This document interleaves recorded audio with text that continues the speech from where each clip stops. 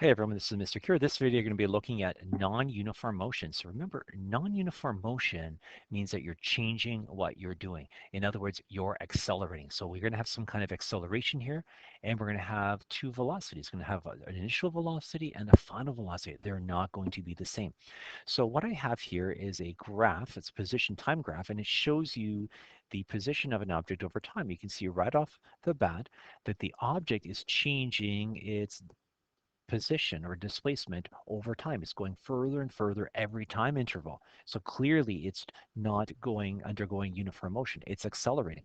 The other thing we can look at is also the slope. The slope gradually increases and is quite high at the end, again, indicating a change in speed. So because of that, I cannot use my uniform motion equation. However, what you can do is you can take this and you are able to sketch this on a velocity graph.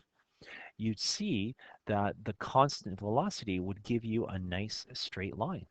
And what we could do from this is we can look at my initial and final velocities here, and then look at the slope over time. So we have your change in velocity over your change in time, and that gives us our acceleration, how my velocity changes with time. That's the whole definition behind acceleration.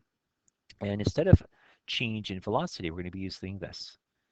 So V2 minus V1 or V final minus V initial. And this is going to be all over time. And this is going to be our equation that we're going to be using, one of the equations for non-uniform motion.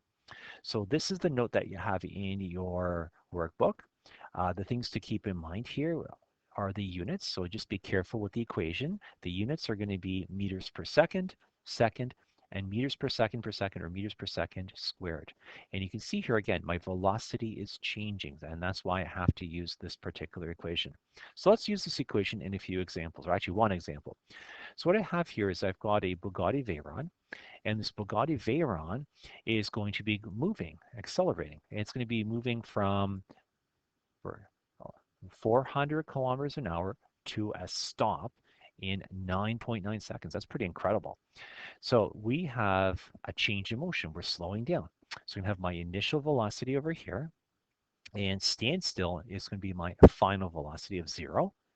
And this all takes 9.9 seconds. And I want to figure out what is the minimum acceleration required for this. So how quickly can we slow down? So what we know is this.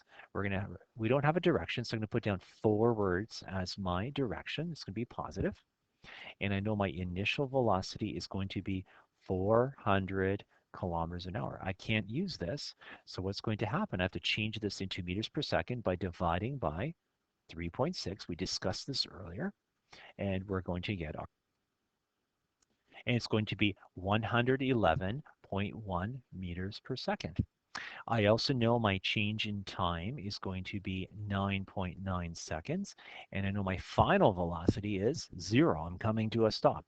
And what I'm looking for is my acceleration. So this is a very easy problem because acceleration is your change in velocity over time.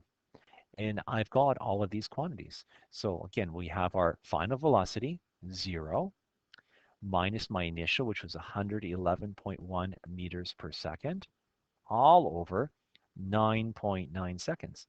Now, when you calculate this, we're going to get a value. I think it's around 11.2 meters per second, or meters per second squared, and it's negative. Let's see if that makes sense. It's a negative acceleration. Well, what were we doing? We're moving forwards. In order to stop, you have to accelerate backwards. So the negative acceleration here indicates this backwards direction. So we have a little therefore statement. Therefore, the acceleration of the car is, and let's see the significant digits here. Looks like it's 2, 11 meters per second squared. And instead of a negative sign, I'm just going to put down backwards, and we're done. So very straightforward. These equations are relatively easy. Just be careful to use the correct equation in the correct situation. That's it.